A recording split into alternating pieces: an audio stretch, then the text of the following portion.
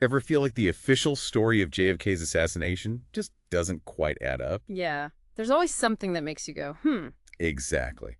And that's why we're here. Today, we're diving into some fascinating research from the Dealey Plaza Echo. Ah, the Echo. A treasure trove for anyone looking to dig deeper into the JFK assassination. This British journal is like a haven for all things JFK. In this particular issue, oh man, it's a goldmine, packed with all sorts of perspectives and theories. It's always exciting to see what they come up with. So for this deep dive, we're going to explore some of the most intriguing articles and see what conclusions you draw from the evidence. Sounds like a plan. Let's unravel this mystery together. All right, let's kick things off with one of the most hotly debated aspects of the assassination, the single bullet theory. Oh boy, the SBT. Always a controversial one. Right. In this issue of the Echo, Edward Dorsch Jr. really takes aim at the theory's validity. Dorsch doesn't hold back, does he? His article is a point-by-point takedown of the SBT. He dissects it meticulously, bringing up inconsistencies, like the pristine condition of the magic bullet, the one that supposedly went through both President Kennedy and Governor Connolly. Yeah, that bullet always seemed a little too magical for me. It's like he's saying, hold on, are we really supposed to believe this bullet went through two people and came out looking like it just left the factory? Right. There's also the issue of witness testimonies. Some accounts just don't line up with the SBT. And then there's the whole thing about the recovered rifle itself, conflicting accounts and questions about whether it was even capable of firing the fatal shots. Dorsch raises some serious doubts, that's for sure. It really makes you wonder if there's more to the story than the official narrative suggests. There always seems to be another layer to this case. Speaking of layers, let's talk about Dr. Vincent Guillen and the neutron activation analysis of the bullet fragments. Ah, Gwyn, the man who was supposed to put all the conspiracy theories to rest. His testimony before the House Select Committee on Assassinations was pretty groundbreaking, wasn't it? It was. But as Bill McDowell points out in his article for The Echo, there might be more to the story than meets the eye. What do you mean? Well, Gwyn claimed it was highly probable that fragments found in Governor Connolly's wrist came from the magic bullet. But his reasoning is based on comparisons with other bullet samples. And what's wrong with that? The problem is, those samples had a surprisingly wide range of antimony content. Antimony content. I'm lost. Basically, it's a chemical element found in bullets. And the wide range in the samples Gwyn used raises some eyebrows. So you're saying there's a chance the data might have been manipulated to fit the SBT? That's what McDowell suggests. And if it's true, it casts a shadow of doubt over the entire investigation. Wow, that's a bombshell. So much for the definitive scientific evidence. Science can be tricky, especially when it comes to historical events. There's always room for interpretation and debate. While we're on the subject of interpretation, let's shift gears and talk about Ruth Paine. Ah, Ruth Paine. A truly enigmatic figure in this whole saga. Nancy Wirtz's article in The Echo paints a fascinating picture of Paine. She was close friends with Marina Oswald, Lee Harvey Oswald's wife, and played a key role in the events leading up to the assassination. It's amazing how one person can be so closely connected to such a pivotal moment in history. Wirtz describes Paine as helpful and compassionate someone who genuinely wanted to help Marina and her children. But at the same time, there are some questionable actions that make you wonder if she knew more than she was letting on. Like what? Well, for instance, she conveniently lost her diary entries from the weeks leading up to the assassination. Oh, come on, that's way too convenient. Right. And then there's the fact that Robert Oswald Lee's brother had a very negative first impression of Paine. Apparently, he even encouraged Marina to cut ties with her after the assassination. It's almost like Robert suspected that Paine might have been involved somehow. It all adds to the intrigue surrounding Paine's role in this story. Definitely. She remains one of the biggest mysteries of the JFK assassination. And speaking of mysteries, let's delve into the world of David Ferrie. Ugh. Ah, David Ferrie.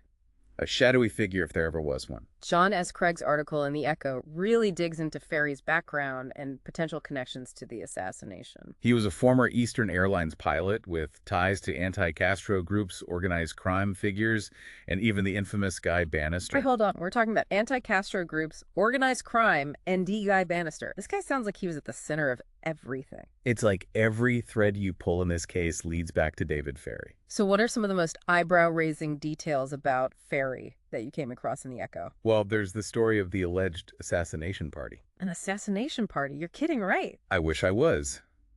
But there are multiple accounts of this gathering where witnesses claim Ferrie Oswald and others discussed plans to kill Kennedy. Wait, so you're saying there was an actual party to plot the assassination of the President of the United States? That's what some people claim. And if it's true, it completely blows the lone gunman theory out of the water. No kidding. That's Yeah. absolutely chilling. And then there's Ferry's supposed trip to Clinton, Louisiana just before the assassination. What happened in Clinton?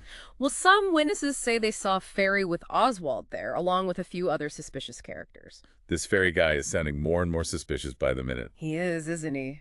The Clinton incident remains shrouded in mystery, but it's definitely a piece of the puzzle that's worth examining. So was Ferry the mastermind behind the assassination? Or was he just a pawn in a larger game? That's the million-dollar question. Craig explores all sorts of possibilities in this article. Like what? Well, he delves into rumors of Ferry's involvement in covert operations, gun running, and even the idea that he was supposed to fly conspirators out of the country after the assassination. Wow, now that's where it gets really interesting. Imagine Ferry whisking assassins away under the cover of darkness. It sounds like something out of a Hollywood movie. Exactly. But in this case, truth might be stranger than fiction. We may never know the full story of David Ferry, but the possibilities are tantalizing. And that's what keeps us coming back to this case, isn't it? The endless search for answers. It certainly does. So what else does this issue of the Echo have to say about Ferry? There's mention of something called the Clinton incident, supposed trip Ferry made to Clinton, Louisiana, just a few days before the assassination. Clinton, Louisiana. What happened there? Some witnesses say they saw Ferry with Oswald Andy, a few other shady characters. Whole things shrouded in mystery, conflicting accounts, even rumors of a plot to frame Oswald for something. Hold on, are we saying Ferry might have been involved in setting Oswald up as the fall guy? That adds a whole new layer of intrigue to this. It does, doesn't it? Makes you wonder just how deep Ferry's involvement really was. Yeah, was he calling the shots or was he just a pawn? Tough to say. It really is. And you know what makes it even more complicated? The timing of it all. The timing, what do you mean? Well, Tony Basing's article in this Echo takes a look at Richard Case Nagel, American defector, claimed to have been involved in all sorts of covert operations. Okay, I'm listening. Nagel said he met with a CIA contact in Mexico City weeks before the assassination. Wait, a CIA contact in Mexico City, what was going on there? That's the big question, isn't it? Now, Nagel was a bit of a wild card, prone to exaggeration and inconsistencies. They're not the most reliable source. Exactly. But his story's still worth considering, especially when you look at everything else we know about potential conspiracies surrounding the assassination. I see your point. So who was this mysterious CIA contact? Any clues in the article? Basing suggests it might have been a Robert Graham figure linked to the CIA's Mexico City station at the time, shadowy character with a murky past, involved in all sorts of clandestine activities. This is like stepping into a spy novel. CIA contacts covert operations. It's all very cloak and dagger. It really is, and it just shows how deep this rabbit hole goes. We've got Ferry with his ties to anti-Castro groups and organized crime, and now we've got Nagel and a potential CIA connection. It's like every time you think you're getting close to the truth, another layer of the onion peels back. Exactly. It's what keeps this case so fascinating. Remember Ruth Payne? Of course. How could we forget? Nancy Wirtz's article mentions another couple close with the Oswalds. The de Mohrenschilds. Oh, yeah. George and Jean de Mohrenschildt, wealthy Russian emigres, befriended Lee and Marina in the months leading up to the assassination. Weren't they suspected of having ties to the CIA too? That's right. Wirtz highlights some strange inconsistencies in their accounts about their interactions with Ruth Payne. Like what? George de Mohrenschildt claimed he met Payne at a party just before the assassination, but Payne denied ever having eye contact with the couple. So someone's not telling the truth. Exactly. Then later, in an unpublished manuscript, de Mohrenschildt wrote about Payne in glowing terms, suggesting a closer relationship than either had admitted. What's going on there? Were they trying to cover something up after the assassination? It makes you wonder. It certainly adds to the mystery surrounding Payne and her role in this whole thing. Speaking of mysteries and conflicting accounts, Millicent Craner's article takes another look at the single bullet theory. Oh, right. Craner's piece. She really digs into the specifics of the evidence. This time she's examining Governor Connolly's thigh wound. She argues that the trajectory of the bullet, the one that supposedly went through Kennedy and then hit Connolly, doesn't line up with the location of Connolly's thigh wound. So she's saying the single bullet theory just doesn't work anatomically? Pretty much. She thinks the evidence points to another shooter, someone firing from a different location. Makes you wonder if we're dealing with a much more complex scenario than the official story suggests. If we're going with a multiple shooter theory, who else might have been involved? Any theories out there? Well, one theory that's been circulating for years is that organized crime had a hand in JFK's assassination. I've heard that one. The Kennedys were cracking down on the mob, right? Some powerful figures definitely had a motive. Exactly. And remember David Ferry, Yeah, ties to all sorts of shady characters. including Carlos Marcello, notorious mob boss, held a serious grudge against the Kennedys. Ah, so this is where it all ties together. John Craig's article in The Echo explores this connection in detail. He looks at Ferry's relationship with Marcello and the possibility that Marcello might have orchestrated the whole thing. Okay, so let's say Marcello was the mastermind. Why use Oswald as a patsy? That's a great question. And it leads us to another intriguing theory explored in The Echo. Lay it on me, I'm all ears. Well, Lamar Waldron's article suggests that Robert F. Kennedy might have inadvertently played a role in shaping the lone gunman narrative. RFK, JFK's own brother. It's a controversial theory, but Waldron argues that RFK was desperate to avoid a wider conflict, especially with Cuba. What does Cuba have to do with it? RFK had been running this program called Project Freedom, basically a covert operation to overthrow Castro. Oh, wow. So RFK was trying to take down Castro? Maybe that made some enemies who wanted revenge. Exactly. And Waldron thinks that after the assassination, RFK might have pushed for a simplified explanation, one that focused on Oswald acting alone and downplayed any possible links to Cuba or organized crime. Wow, that's a heavy accusation to make. Yeah. Is there any evidence to back up Waldron's theory? Well, Waldron points out that the Warren Commission was heavily influenced by RFK+. A lot of key witnesses and documents related to Project Freedom were never fully investigated. So we're talking about a potential cover-up at the highest levels of government. This is getting really intense. It is. And if RFK was involved in shaping the narrative even unintentionally, it means we might be even further from the truth than we thought. So where does that leave us? After diving into all this research from the Dealey Plaza Echo, do you think we have a better understanding of what really happened in Dallas?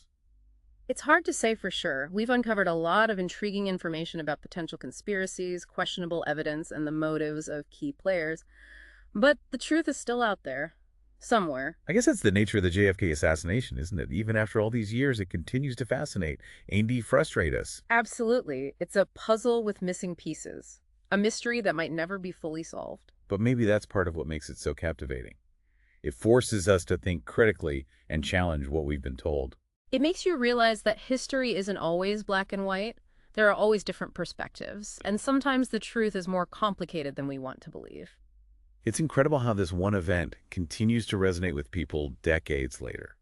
It's a testament to JFK's legacy, but also to the power of unanswered questions. I agree. It reminds us that history is never truly settled. There are always new discoveries to be made and different angles to explore. Well, folks, we've reached the end of our deep dive into the JFK assassination. But before we go, we want to leave you with one final thought. If you could access one piece of evidence or interview, one witness to get closer to the truth about the JFK assassination, what or who would it be and why? It's a tough question, Yeah. but one that's worth pondering. Let us know your thoughts, and maybe, just maybe, we can uncover another piece of this puzzle together. Thanks for joining us on this journey, and until next time, keep searching for the truth. Wherever it may lead.